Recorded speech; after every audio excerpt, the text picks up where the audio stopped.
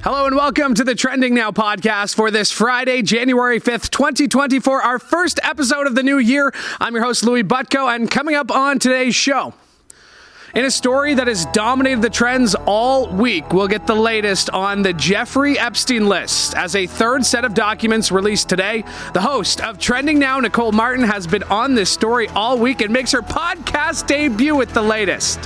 A new Star Wars movie featuring Daisy Ridley's Rey, and the first to be directed by a woman and person of color, is drawing the ire of so-called fans as they take to social media with racist and misogynistic tweets. Trending Now producer Laura Sebben joins us later on with the details. And a busy week of sports kicked off with a historic first game in the Professional Women's Hockey League and continues with some big matchups in the NFL. We'll talk ball with Jason Gaidola to wrap up the show.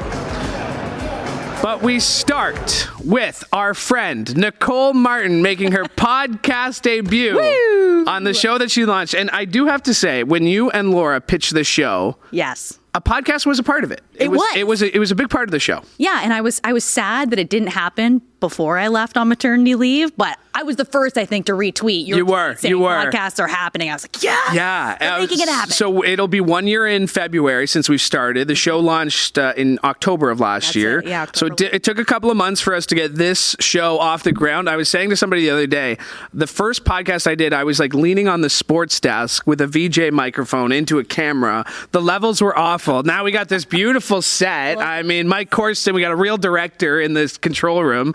Is it everything you've dreamed of? This podcast, I mean. Lights, camera, action. You. Oh my gosh, you're such an incredible host. Oh, okay. It's fabulous listening to you, watching you. I mean, we have to say, this is the Weekend reunited. We did the Weekend show together. And I just loved our banter. I love going back. You're so talented. The show needs you, and I love you on it. Listen, this show would be nothing, obviously, without you and Laura and your ideas. And enough of the mutual praise. Mutual praise club here. How was your mat leave? It was great. Yeah. It was. I mean, saying it's great would be a little stretch, I would say. It's a lot of work. Yeah. Way more work than I ever anticipated. And not to get too dark and heavy, but man, like I was not expecting to have postpartum at all. And that was a real thing that I experienced. So going through that, the whole new phase of becoming a mom and everything that goes with it, it has been a wonderful experience. So at the end of the day, it's great to have you back. We will say you were missed, and like I say, it's great to have you back on this show, on the podcast debut. So let's jump right into it, because this Jeffrey Epstein list has dominated the trends all week. We thought we were getting it on the first. We get some documents; they start to trickle out. A new batch of documents today. The third. What do we know? What's the latest? Oh my gosh! Well, it was crazy, because even every single show we would go in, we'd do the report, and then we'd come out with breaking news. Like, okay, they've been released now. A lot of the information are things we already knew. They're people we already knew. We knew Clinton was going to be in it. We knew Trump was going to be listed in it, although there was no allegations of wrongdoing from Trump. I'll point that out. But Prince Andrew, lots and lots of allegations. Some of the things we did not know that were going to be coming out, renowned physicist Stephen Hawking. Like to have orgies, apparently, allegedly, on the so-called pedophile island of Jeffrey Epstein. So that was a shocker when that came out. People like Michael Jackson, David Copperfield, we know, according to these documents, they were at Epstein's Palm Beach home. So there were more names that came out. But I have to say, too, going on social media, you see a million lists that are fake. Yeah. Fake lists. So part of the stories this week, too, Aaron Rodgers. We talked a lot about that. That one, yeah. I mean, I've seen some with Justin Trudeau, you know, all the Photoshop. And I've noticed that, because Elon Musk has been talking about this too, right? He's taken to Twitter. I've noticed that on the ones that feature Jimmy Kimmel, on the ones that feature Trudeau, there's not a lot of those community notes that say, this is not true. Here is a link to the 843 documents. You can control F yourself. You will not find these names. No, exactly. And Elon Musk is part of that Aaron Rodgers. He's retweeting those things. You know, we saw the Pat McAfee apology, if we want to call it that. I think he was just saving his own butt. Yeah, I mean, like, because this is it. Obviously, it's mainstream because it's been trending all week. The accusations, what Jeffrey Epstein was convicted of is disgusting. What Ghislaine Maxwell was convicted of is disgusting.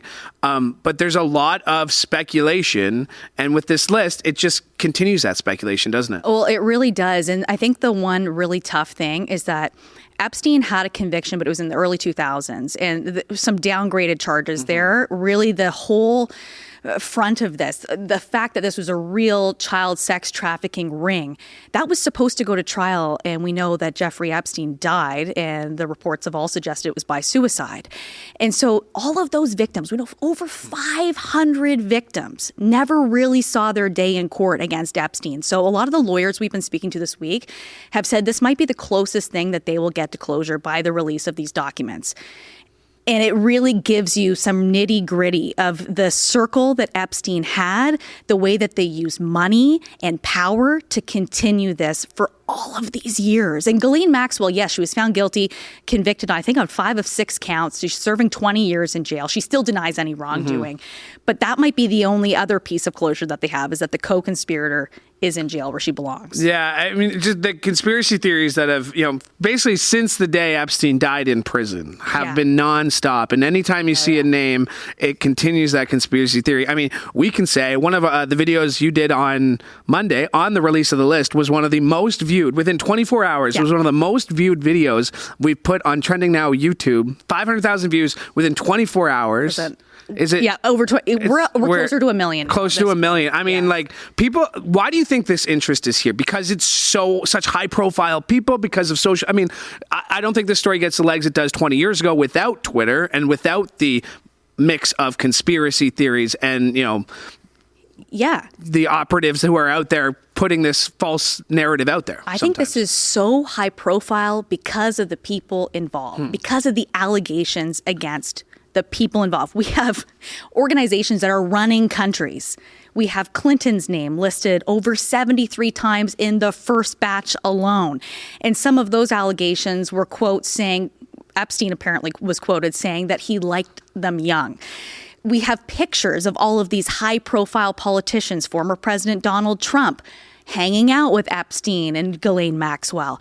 Prince Andrew. So now we have the British monarchy involved. Which, I mean, we've known that, right? And I mean, he paid a settlement, $16 million settlement to the victim, Virginia Giuffre. So we know that there has to be some involvement here. And I think that's why when you have such high-profile people, you can't help but wonder, are there cover-ups involved? So, I can see why the conspiracy theories maybe go a little crazy. I've gone down a few rabbit holes, but you're just like... It's dangerous. It is dangerous. Yeah. How did all of this happen, and how did it go on so long? What happens next? What happens next? What's the, like, with this, are there more documents to come? What happens after today with this third batch? Oh, yeah. So there's more to come. Okay. There's more to come. We have potentially hundreds of more documents. And within each document, there's hundreds of pages because they include things like depositions that could be, each deposition could be 100 pages long. So and that's like every word, right? That's objection, question, Your Honor. Every line is there. Everything. So there's still more to come with that. But I did ask one of the lawyers this week who represented 12 of Epstein's victims, is this the end? And he hopes it's the end for the survivors case, because you can only imagine all of these young women who were girls, children. Let's point that out there, children at the time. Just seeing his face, reliving it. But at the same time, Virginia Giuffre's lawyer, for example, put out a statement this week saying that it's really shining a light. They want their story known. They want to know that this has happened. So future sex traffic rings hopefully would never happen again. It's obviously it's a story. It's not going away. It dominated the trends. I think 4 out of the 5 days we've at least had something, if not all 5. We're predicting next week is going to be the same. Yeah. A big January 1st, your first day back, starting on a holiday, because that's how we do it in TV. That's how we do. I loved January 1st being on a Monday. Yes. Because because I was working and it helped me get into the routine. Normally, you'll think like New Year. I've been saying this I was on Morning Live doing some remotes this week. So I've been saying New Year, New You. Because I was at the Y and then I was doing a nutrition segment at Fortino. So I've been saying New Year, New You, all that fun stuff. Because a lot of people make resolutions. And I like the day, the first being like, okay, I'm going to be not hungover because I got to work. I'm not going to party too hard on New Year's. And like a Monday is a perfect day to start for a refreshment, or in this case, dry January for me. So you're taking part? I am taking part in dry January. Oh, good for you, Thank Louie. you. Thank you. For I'm 5 you. days in. I haven't been getting the sweats or anything like that. Me and my buddies have tried to push each other. You did a story on dry January. The health effects. Watching the story, I did it just because I was like, you know what? I've had a bit too much. But the health effects of dry January. You talked to a doctor who's got a lot of them. Yes. So I think the top one he mentioned was sleep. How have your sleeps been? So far, so good. Yeah. I'm not a great not a great sleeper in the sense that I can get like 7 hours, but I might be up like half an hour after I fall asleep, or I might be up an hour before I'm supposed to be awake type thing. So I'm a weird sleeper, but I've never really had a problem with it, but I haven't noticed it. Well, we'll check in at the end of the month. The other thing I want you to do, what one doctor told me about, take a photo of yourself now. Take a photo of yourself at the end. Okay. You will look younger. You will look younger. I'm a little scared about this. Why? Because the benefits are going to be so good. Like, that's what I'm worried about, Nicole. Like, I'm worried about, like, what if I'm like 15 pounds lighter? I got perfectly clear skin. I'm sleeping 9 hours uninterrupted. Like, what? Like, what do I do after that? Any wrinkles you might have are to slowly fade away. Elisa in the makeup room is going to be like, I don't need to do anything to you. I don't need to cover up. So that's my resolution. That's kind of dry January. We'll see how it goes. Me and my buddies. Do you do resolutions at all? I usually do. It's usually workout related, or I'll never stick to them. I'm going to do this, and I never do. No, this year I especially made it like I can't put anything more on my... Coming back, first day, January 1st. You had enough focus. Is making it. Okay. I'm going to make it. You've done it 5 days. How you feeling? Because 5 days in a row. Just to let people know, you were back a little bit. Yes. Easing your way into it. A couple of days in December. But the 5 days in a row. Yeah. What's that been like? It's been a wave. It's been good though, I think. Yeah, but especially by today, I'm feeling a lot better now. Yeah. It's just getting that routine. I've got a meal prep now, not just for me, but for a little baby at home, because I miss her dinners too. So. And my husband, who's also named Luke. Great name. Great name. He's not a good cook, so I have to make sure that everything is done. So it's just a lot of preparation. So I guess my New Year's resolution, I'll just make it right now, is just being organized. There you go. Being organized for the year. You got to get ready for the show. Yes. So thank you so much for doing this. I will see you on the show. I got a lot of sports stuff coming up for you, okay? Can't wait. All right. My thanks, Nicole Martin, for joining me today. All right, we shift gears here. This is a good one we'll get to the good one, that being the Tetris game. I do want to get to the latest news out of Harvard, as Harvard's president, Claudine Gay, has resigned, marking the shortest tenure in the university's history. Now, this all comes amid a firestorm of controversy from plagiarism accusations and to her botched testimony before Congress. Now, Gay announced her departure on Tuesday, just months into her tenure at the esteemed Ivy League university. She and the presidents of MIT and the University of Pennsylvania came under fire last month for their lawyerly answers to a line of questioning about whether calling for the genocide of Jews at campus rallies would violate the college's code of conduct. Now, Gay isn't the first to step down who testified. UPenn President Liz McGill resigned days after the hearing. As for what comes next at Harvard, Provost Alan Garber will serve as interim president as they search for a new leader and new direction. Also, some controversies surrounding the world of Star Wars in the last few days as a new female-led, that being Rey, that's Daisy Ridley. She was in the, I don't know what we call them, the third prequel. What are they called? Laura Sebben's here to try to explain it all to me. Hey, what's up? So I can't get my Star Wars threequels together. Trilogies is the word I'm thinking of, not threequels. The original is just the original. Okay. Then the ones that came out in the 2000s are the prequel, and then the ones that came out just a couple years ago, sequels. Yeah. Okay, so Daisy Ridley was in all three of the sequels to the Star Wars universe, and now there's at least one movie coming back featuring her. Or have they announced a whole series? Well, they haven't announced if she's going to be in all of them, but I think she will be. I think she's going to kind of become like the new Luke Skywalker, like the Jedi Master. So there is definitely three, like a sequel to the sequel trilogy. Okay, but there's controversy because a bunch of D-bags online are losing their shit, right? Yes. To put it yes, so eloquently. It's a female-directed lead. Yeah, so it's actually a Canadian Pakistani woman is directing the first movie in this new trilogy expected to come out. And there is a small but loud faction of Star Wars fans online who just have a problem with this, and it's not really surprising to non-angry Star Wars fans because this happened when the first trailer for the sequel series came out, and it was revealed it was going to be a woman who was leading the series, which was Rey, and that the main male was going to be a black person, which was Finn in the series, and John Boyega was the actor's name. And there was like huge backlash from this small but, like I said, loud faction of Star Wars fans. And it's just disappointing to see, because a lot of the comments have basically just been tearing down this new director and her accolades. Like, she's won an Academy Award. She's very talented, and she is a good person to take this on. But just tearing down her achievements, making comments that I'm not going to repeat on here because they're racist. Thank you. And then also just saying like, oh, great, like, this is going to tank the series. Yeah. And the fact that they're bringing Rey back is going to tank the series. I love how it's the conservatives who jump on it. Fox News was all over this. So the one thing that I guess people have been bringing up against her, she was on a panel with Jon Stewart, Meryl Streep, talking about her documentary, her Oscar-winning documentary about the honor killings in Pakistan, which is what she did her documentary on. She said, "I like to make men uncomfortable." And a lot of people are attributing that quote to this movie about Star Wars, and the conservative blogs, like Matt Walsh, say this is going to tank. Fox News saying this is why I'd rather watch Star Trek than Star Wars, from a woman who I doubt has seen either of them. But what is it about the culture wars we live in that like this is what we see every single time? I don't know. It's bizarre is the only way I can explain it, because in general, I don't know why you just wouldn't want people to succeed and whatever. Yeah, but like this thought that like if a woman is attached to something, or specifically a woman of color, automatically it's going to be the worst thing you've ever seen. It's odd. I don't know why. Well, I don't know why.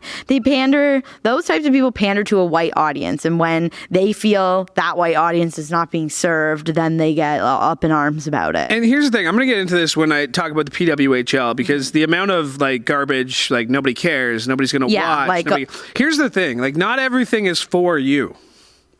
Like, not everything is tailored, designed for you to watch it. Some are for that little girl who wants to grow up to be a hockey fan. You don't need to add your 2 cents. It's true. Because you don't like it. Just shut up. Keep it to yourself. True. No, nobody is going to applaud you for your hot take that women's hockey isn't as good as men, or a female lead, it can no way be as good as a man. Like that. No, first of all, you're stupid, and second of all, you're not making a good point. And third of all, it's not for you. It doesn't have to be for you. It could be. You might like it if you weren't so closed-minded and ignorant. But that's not the case. We talked to, part of our coverage of the Star Wars stuff was we talked to an author who had done like research on Star Wars and all this stuff. And we talked about ownership. And a lot of people who consume media feel an ownership over the stuff that they watch. Like, this is mine because I loved it. And then when it gets changed, they get angry because they're like, this isn't what I remember loving. And it's this weird clash of the thing that they love changing. And for some reason, I feel like you might need to go to therapy if you're one of these people. They just can't handle the change, and it bothers them that something that they loved. So you could say Star Wars and the original trilogy having to be about a white man and his successes or lack thereof, and hockey being a predominantly, not that this is like a theme, but a predominantly like white male led sport, and these people just love it so much, and then they feel threatened that something about this thing they love won't be the same or won't make them feel the same because changes have been made to it. And that's such a bad reason to harp on something. And like you said, make dumb criticisms that demean incredible people and women who are like people love.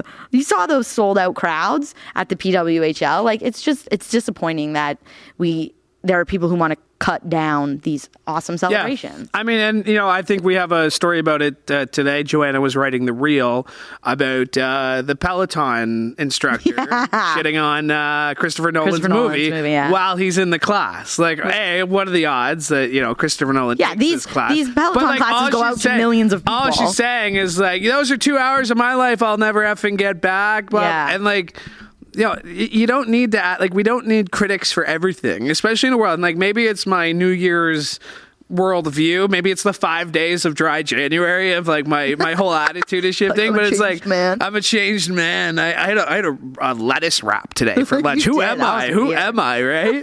But it's just like, I think, my resolution is not to read the comments. Matt Ingram and I were talking about that. He never reads the comments. I am pretty bad at sometimes scanning what people have to say.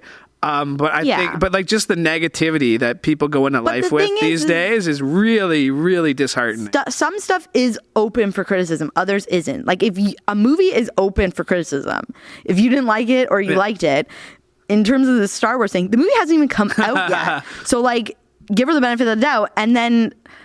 What about hockey, other than, like, if you didn't like a play or you didn't like a call on the ice or you thought a hit was dirty? Nothing about women playing hockey is open to criticism. Like, they're just existing and playing their sport. And again, there's a chance it might not just be. Maybe it's not for you. Yeah. Like, don't watch. Turn it off. Turn it off and stay off the keyboard. Yeah. I did want to talk to you about this. Kim Kardashian Hollywood, the once wildly popular mobile game that helped catapult her to stardom. Is that true? Would you? This is no. I'm reading the CNN copy here. Shutting down after nearly a decade. It allowed players to mirror Kardashian's life by creating an avatar that works to achieve virtual A-list status by climbing the social ladder. Oh, yeah. You were quite the fan of this game, were you not? Oh, I was. I played Kim Kardashian Hollywood like it was my job. Okay? Which one were you? You make your own avatar, so I was me. Oh, okay. In the app. So you had Laura. Red hair? Well, I don't know if I had red hair at the time, but I would have had curly hair. You could change your hair, though, so I definitely probably would have given myself straight hair one day, like an updo the other day. Like, you could change your hair. So the game was downloaded at least 145 million. This is from Glue Mobile. They previously said back in the day they had 145 million downloads and 160 million in revenue in just the first 2 years. That tracks, honestly. It tracks. Why do you say that? Because I spent a lot of money on Kim Kardashian. Like, actually? Like, actual money? Like, not like in-game, but you had to buy money. Okay, what did the money help you do? Like, get things faster? To me, it's just like any world building game. You get coins. There's always like 2 tiers of money, I guess. Yeah. There's like coins, gems, whatever, and they do different things. I say it like I don't play like come on. Clash of Clans with my buddies. Yeah, everybody got into. Don't you remember? I don't spend real money though. What was the game that draw the line there? Super popular on Facebook? Was it like Farm Zombies? Farmville. Oh, okay. Yeah, I played that for a bit. That was big. Anyways, it's any world building game, and you need extra gems or extra. It was K coins to complete. But everything was Ks, right? Like you could change your costume. I'm remembering now because I haven't played it in a couple of years. But K coins was how you bought stuff, and then you need energy to like complete the tasks. Similar, like you're saying, to Clash of Clans and Farmville, and the energy always depleted so fast, and you needed to meet goals, so you'd have to spend real money to get more energy. I don't think you needed to spend real money. You didn't have to, but I was a pretty serious player. I would set alarms at my old job. Did you ever play the Britney Spears or Gordon Ramsay ones, or you were just into this one? I did play the same company, Glue Mobile or whatever, came out with a Kendall and Kylie version, and I did play that one. What am I supposed to feel about the Kardashians at this point? Like, can I be annoyed by them, but also like, Kim has kind of made. But they hustle. Kim hustles. What did the rest of them do? I would say Kylie. Kylie's a makeup girl. I would say Kylie hustles. The other Jenner is a model. Chloe. I don't know. I feel like they've been in the public eye for so long. You're allowed to have whatever opinion of them you want. But what you can't deny them of is that they're successful. All right. I guess. They are. I think Jason Gaidola, who's waiting to come on, got a chuckle out of that one. They are successful. He got a chuckle out of that one. You have any resolutions, new year, new you? I'm trying to do 75 soft. So okay, so 75 hard, 45 minutes, 45-minute workouts. Yeah, 10 pages one has to be outside. Yeah, 10 pages of a non-fiction book, like basically for annoying people. 75 soft is just one 45-minute workout, 3 liters of water instead of book? No, 10 pages of any book instead of a non-fiction book because I'm not a robot. Okay. Oh, what? Non-fiction in the hard 75? Yeah. Oh, that's dumb. I know. That's what I'm saying. Can't it just be a book? And it has to be a physical book, though. It can't be audiobook. Yeah. And then 3 liters of water a day instead of a gallon because I'm not trying to cellular drown myself. And then instead of like completely cutting out alcohol, you just limit it. Okay. Kind of thing. Unlike my dry January. It's a little bit more achievable. As not to discourage you if you find yourself failing at it. On like January 3rd, I was like, yes, I'm 10% done. Like that's what I'm at. On January 3rd, I was like, all right, I'm 10% done dry January. Today, I like volunteered for overtime. So I'm working all weekend and I work next Saturday too. Because I'm like, can't drink if I'm working. True. Thank you. Okay, yeah. I was concerned by the awkwardness of the pod. Well, yeah, I mean, are you working all 24 hours of the day? No. But like, what am I? Like, I work till 11:30 tomorrow. Okay, that's then no. I get home at midnight and just pound a few back by myself. Then that would be a problem and not just a dry January concern. Thanks for doing this. Really appreciate it. Thanks, Louie. Okay. My thanks to Laura Sebben for joining me today. Jason Gaidola will be right here in just a moment, but I did want to get to this story as a 13-year-old has done something that no one ever thought was possible. Because it's not every day that a seemingly endless game is defeated, but a 13-year-old boy from Oklahoma may just be the first person ever to beat Tetris. Willis Gibson, a.k.a. Blue Scuddy, was streaming his game from his bedroom when the screen suddenly froze. And if you're watching this on YouTube, you can see it over my shoulder here. It froze. And his score read 999999. In that moment, he became the first player to reach level 157 and hit Tetris's kill screen, where the game becomes unplayable. That's a feat that had previously only been achieved by AI. Gibson says he's been playing the game competitively under the name Blue Scuddy since 2021. Now, the new challenge is for players to beat the impossible and see how far they can play beyond the point of crashing. And Tetris themselves congratulating Willis Gibson on the victory. I don't know if this is legit, and Jason Gaidola can jump in here because 13-year-old playing tennis or Tetris. Tetris saying, yeah, what a first guy to ever do this, at 40-year anniversary. It seems a little fishy for me. Well, I'm surprised people are still playing Tetris because I remember this is the original Nintendo This is the original game one, too, yeah. Well, going back to the 90s, but I mean, this is bringing back some old feelings, but I'm like, I just never thought anyone would beat it. But it doesn't surprise me that a 13-year-old is... beat the game because there's some phenoms out there. Well, the way I was reading it, so like originally people could only get to like level 30, and then it took like a multi-hand technique, and then it took like a multi-finger technique to do it. And so like it's just getting, and like of course it's a 13-year-old, right? Like these kids literally, like we like to say we grew up with the internet, but we can remember a time where there was a dial-up modem. We can remember a time where there was no internet in the house, right? These kids have no idea what that's even like. Did you have a Nintendo? Did you have a Game Boy? What was your game system of choice? I had a Nintendo growing up. I did have Tetris at one point, but then once I started, not really getting very high up in the levels, I'm like, I'm not going to play this. I'm just going to stick with Mario or something like that. Or Blades of Steel, you name it. Yeah, I had, I remember our neighbor who used to babysit us as kids had like the big gray Game Boy.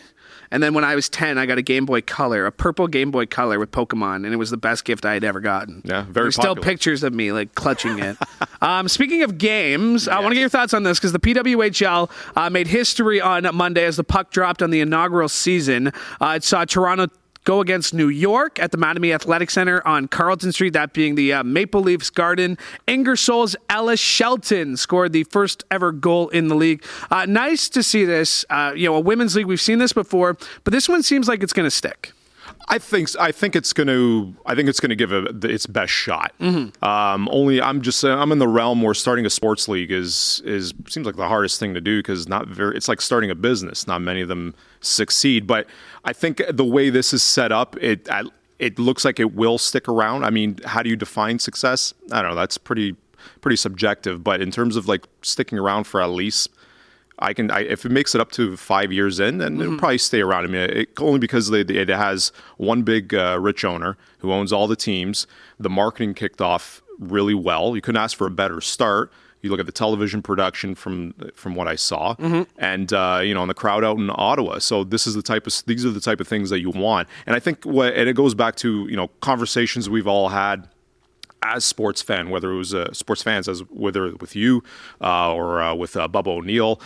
I think the sports fan has changed only because maybe there's just so much out there. How do you compete for those eyes? What are you going to offer to a fan that you wouldn't offer to somewhere else, right? And I think pricing, how do you scale your product is going to be the key factor, because right now it's like, if you look at some of the big sports teams in our area, you want to going to see a game is expensive, right? Can you make this affordable? And if tickets are like $20-$30, I mean, that's a pretty attractive option. Go take your family, go watch a sporting event. It's the hardest ticket to get in Toronto. All of their home games are sold out. You got bigger arenas. Minnesota's playing in a big arena. Yep. We saw a record for a women's professional hockey game in Ottawa on the next night. More than 8,000 people in wherever the 67s play there. It's blanking on me now. By the Red Black Stadium. By the Red Black Stadium. TD Place. Underneath. Yeah. TD Place is the football field. I've been there a couple times, but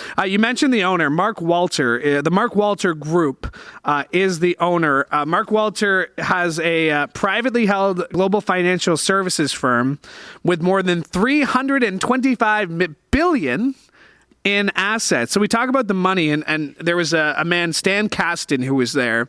Like I said, I covered this story on Monday on CH on the evening news, and they're like, Jana Hefford's coming. She's president of the PWHPA, the Players Association, and they're like, Stan Kasten's going to be made available. So I'm sitting there, I'm like, where do I know this guy from? Like, how do I know this guy? He's the president of the LA Dodgers. He's a part owner of the LA Dodgers. He's got Atlanta. He was the GM for both the Braves, the Falcons at one point, or the old hockey team, the Thrashers, excuse me. This guy's got money. And Mark Walter, a part owner. He owns Chelsea. He owns the LA Dodgers and, of course, the PWHL. So, I mean, money isn't an issue because we've seen the CPL, the Canadian Premier League, operate in a similar way. Very league supported, a lot of money going to the teams. I think I'd like to see it succeed. And like I was telling Laura earlier, not everything's for you. Not everything's for us, right? Not everything's targeted. It should be entertaining. I'd love to turn it on, but I'm more concerned about, being at that game, seeing the girls who can cheer on their players and get to watch them on TV, which has been very hard to do. Right, and I think that's where I'm assuming that's where the first season is going to go. I mean, I believe they're playing about 24 games. In the regular, which makes sense. I mean, 6 teams, and this is the time where you're going to start introducing your players, introducing names. And I know for us, we know the Sarah Nurses of the world. Those are the obviously the faces of the league. But there's probably more hockey players out there that they're maybe they didn't make quite a name on the international scene, but this is the time where we start discovering things about this league, and it's got to go through. And obviously the excitement, the hoopla of it kicking off. It's the honeymoon phase. You got to really capitalize on that and start building your player brands moving forward. And 24 games. It's probably the most appropriate way to start. And that's what Steve Milton. By the way, free plug for the Newsmakers podcast. I had Steve Milton on earlier this week. You can find it wherever you found this show, and that's what he said. He called it a tipping point, comparing it to the Lionesses, the English women's soccer team really taking off, the Spanish women's soccer team really taking off. But he calls it even the idea that these teams don't even have names. Right now, it's PWHL Toronto, PWHL Boston. You would think they're going to have names because there'll be some sort of competition, name the team type thing. But also, they want to make the players the stars. They want to focus on get to know these players, get to know the Sarah Nurses, the Emma Sheltons, and all that stuff. So it'll be interesting and it'll be a lot of fun. Week 18 of the NFL season kicks off tomorrow. Tomorrow being Saturday, depending on when you're listening to this, by the way. But week 18 of the NFL season, are you ready for the NFL playoffs? Yes. I've been, I actually... Who's your team? Who's your team, by the way? I've been rooting for the Pittsburgh Steelers my whole life. Okay. It's a big week for them. They can still squeak in. I'm a Pittsburgh guy from, from an American cheering perspective. Yeah. But it's been they somehow stick around, right? It's a organization built on excellence, and they haven't been that excellent, but they've just been hanging around and lingering, and now they've brought in a former backup again to give him another shot, but he looks a lot different, Mason Rudolph. I don't know. I mean, there's something to be said about the Steelers and the way they operate. There is something to be said about it because it's a communal organization, right? Everyone thinks, what's Mike Tomlin doing? And he's doing that. I go, well, no, because from what I understand, decisions get made between him, the management, and other people from higher up. It's not just it's not a Bill Belichick model where it's judge, jury, and executioner is deciding everything. So there's a lot of elements where decisions are being made, and sometimes it works out, sometimes it doesn't. But I don't know.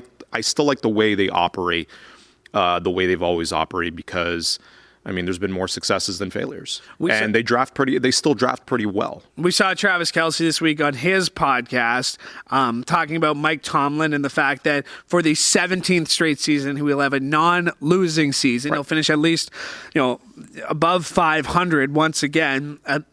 Pittsburgh media, regardless of whether they make the playoffs, are already saying, should they move on? Travis Kelce had a response to that saying, the media is so dumb. Why do we do the media? A bunch of jackasses, just a bunch of jackasses, just out here talking effing nonsense. One of the best coaches the NFL's ever seen, and possibly get his 17th non-losing season. And then he said it with JC there. Yeah, where are you on the Mike Tomlin train? Yeah, are you ready to move on from him? I think there's a difference between at least in this situation with Mike Tomlin, having an opinion of saying that is he a great coach or is he not a great coach? He is a great coach, but there's also a fair opinion to say like maybe it's time for a shakeup, maybe it's time for a new voice. Sometimes 18, 17 seasons, it's. That's Steelers a long only time. Had like 3 coaches in the last 50 years. I wouldn't be. He has one more year left on his deal. Now, again, I don't know if I see them letting it expire, but maybe that's the best way to do it is see what's out there, because I think they're going to have to make a decision whether they're going to let his contract expire or not.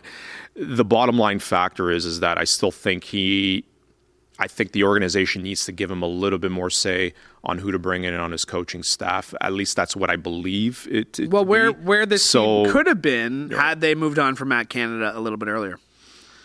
I don't think they would have been any that much better, only because I still think there's a lot of missing pieces on this roster. They have a lot of good pieces, but I'm not convinced on their O-line. They have some talented playmakers, but I don't know if they're fully developed and they're fully ready. You see George Pickens, who's got so much raw talent, but he still has some growing up to do, maybe fine-tuning some of his game. Need some veterans. We need some veterans, and Kenny Pickett's is not a sure bet. Do I see franchise quarterback coming from him? No, but that doesn't mean he can't be a good starter. Quarterbacks are such a weird. Gardner Minshew is starting for the Colts. Yeah.